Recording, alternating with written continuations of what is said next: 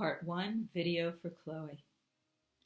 What if I shared with you the person presenting this TEDx talk today spoke English as a second language? Her first language wasn't French, Spanish, Italian, Russian, Chinese, German, or Flemish. It was silence. She spoke it fluently, without the trace of an accent. What if she shared with you the very day she was to give this important TEDx talk? She woke up with a very bad case of laryngitis. This was likely to happen because she's had a very bad case for, 65 years. Just saying. What are the chances? What if she shared with you?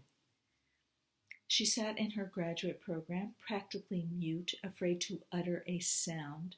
She figured if she kept her mouth closed, they'd never figure out what a big mistake they made in accepting her. Later, much later in life, she gradually began to awaken, as if from a bad dream. She realized silence wasn't golden. This was a lie. Silence was keeping her small, safe, isolated, disconnected, not only from the world, but parts of herself she didn't even dream existed. Who knew she wanted to give this talk? She was the last to figure it out. She prayed so hard for her release, silence took pity on her, broke its own vows, said, "Darling, gotta be honest with you. The chances of you escaping my grip at your age, well, slim to none. But I've grown rather fond of you. All the years we've spent together in darkness and isolation. I'm about to offer you a deal. I'd snap it up if I were you, even before I present it. You have to promise to honor, to dignify our time together with a gift. Anything I want. After all, I'm silence." "Done," I said. "I want out." "Okay, I'm slightly offended, but here's how it's going to work. I'm sending you on a treasure hunt. The treasure, recapturing your voice. I'm even gifting you with some golden crumbs to light your path. If you haven't noticed, you don't have a very good sense of direction. You'll be lost without these. Follow them faithfully. Put one foot in front of the other. At the end of the trail, at the end of the treasure hunt, there's going to be an envelope with your name on it. Open it up. Inside, there's a message you were designed to be a messenger for. A source of suffering, a source of injustice that cannot speak for itself. Just lend it your voice. When you do, I'm fairly certain my spell over you will be broken. The important part, though, is your gift to me. I need you to retrace your steps, show other people the path you took to recapture your voice. I am not such a bad dude. It's all bad press. I'm actually praying for people to find the courage so that I may release them. The world needs your voice, now more than ever. In the spirit of true confession, I will admit it took me 65 years to even admit I wanted a voice of my own, let alone lend it to a source of suffering that cannot speak for itself. Why? What took you so long, you may ask? It's a fair question. The answer to that question is I grew up in one of those childhoods. 4 words sums it up, with a severely mentally ill mother, which meant I was pretty much invisible. Let's face it, ladies, for any of you seated in this audience, recapturing your voice, finding your voice, it is no walk in the park. As Amy Cuddy reminds us, it is a journey. I believe this journey is especially challenging for those of us who grew up in one of those childhoods without a voice of our own. For 2 major reasons. The first is that growing up, bullied, seen, and heard by the world, well, that would be like growing up in a foreign country. I was an immigrant to that country, didn't even know the language to speak. Silence was my first language. Besides, of more importance is that why bother developing a voice? Why bother developing visibility? You know in your heart, nobody's there to see you. Nobody's there to hear you. It's a complete, utter waste of energy. Fast forward 2.5 decades later, I enter one of the few professions where you can still earn a darn nice living. and remain invisible. I became a psychologist. It's where most of us in one of those childhoods grow up. It's what we know.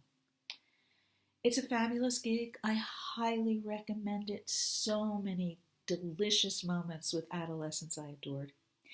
But you can be a darn fine clinician, a crackerjack, an ace, and still retain the Harry Potter cloak of invisibility. Here's how it works. You enter another soul, sacred but silent. You create enough safety to do the work, also silent. You listen far more than you speak, then you exit without leaving a trace, like footprints on freshly fallen snow. The best part is you develop a practice in private. None of this messy public visibility stuff. People actually pay you to listen to them. It's amazing. During my training, I got this slim little book by Alice Miller. It was called The Gifted Child. A supervisor recommended I read The Gifted Child because he thought I was one. Well, at last, someone recognized my true worth in this profession. It's about time. I read the book in one gulp, eager to learn my gift. I was sadly disappointed. It turns out, those of us in one of those childhoods, we don't read or write or play the clarinet, flute, harpsichord better than anybody else. We have one singular talent, one unique gift. We develop intuitive, almost psychic abilities to anticipate our caretaker's needs, while our spirit, our personality, our soul goes underground. We literally know how to make ourselves invisible. Later, when we grow up, we enter the helping professions. It's what we know, caring for others, teaching, social work, psychology. We develop ears like a dog to anticipate our caretaker's needs. Well, that slim little book sure explained a whole heck of a lot as to why I became invisible. I want to share a story with you, though.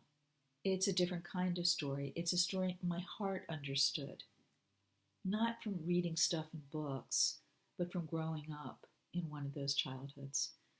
It's a story of a little 6-7-year-old girl on her way to ballet school. I tried very hard to forget her, this little girl. She embarrassed me.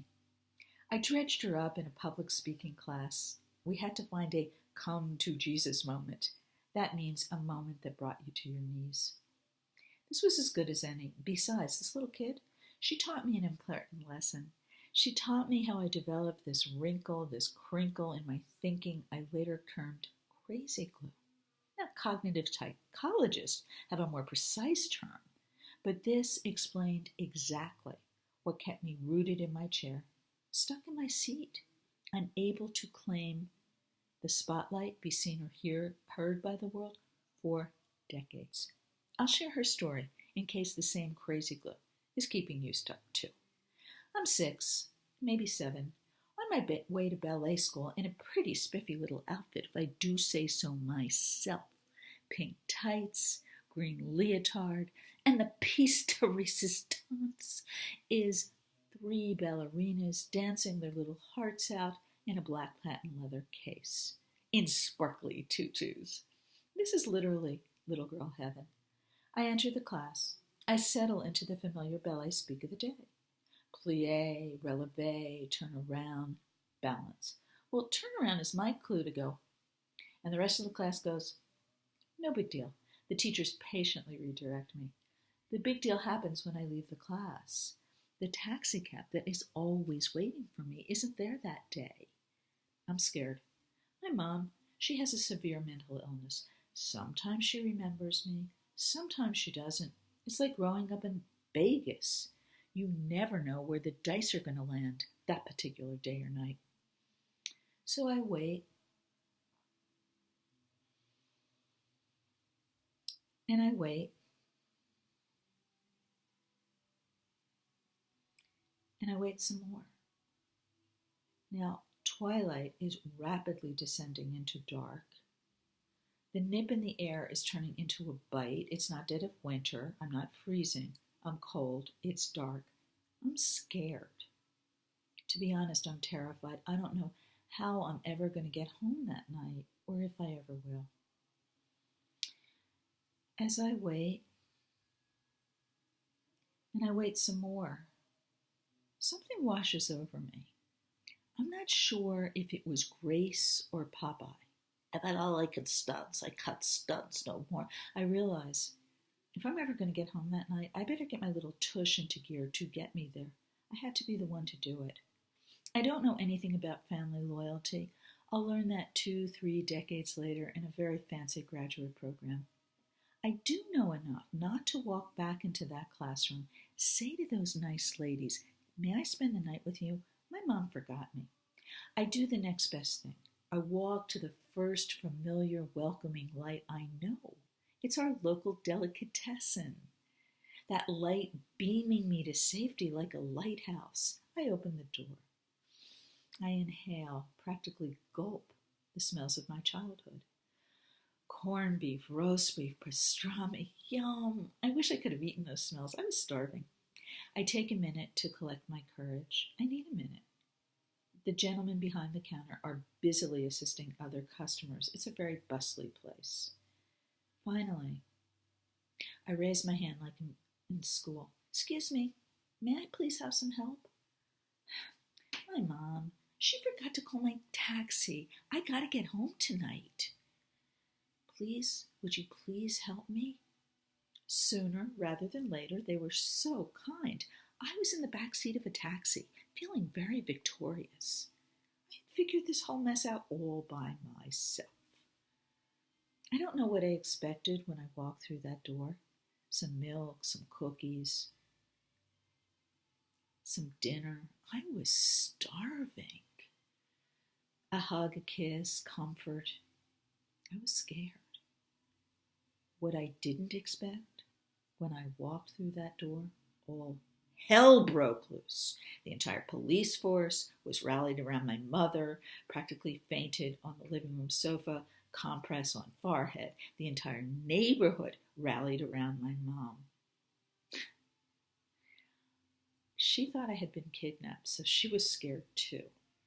Our neighbor, a mental health professional, starts barking at me in these not too kindly tones of voice. He should have known better. Didn't I realize how badly I scared my mother? No, quite frankly, I was focused on a different character. I just needed to survive that night. Didn't I deserve comfort just as much as that poor lady stretched out on the living room sofa? Did anybody see or hear me? There were 2 big insights from this incident. I realized the main character, the heroine of my life, it wasn't going to be me. It wasn't even going to be my mother. It was going to be her mental illness that took center stage 24/7. The second insight, or aha, was that in incidents like these over time, if nobody saw me, if nobody heard me, if I was truly invisible, did I deserve to be seen or heard by the world? The answer was a resounding no. No, most assuredly, I did not. 3 other ahas came decades later. The first was simple. We're always told, kids like us, we're survivors. It's true. We'll always find our way home, no matter how difficult the journey is.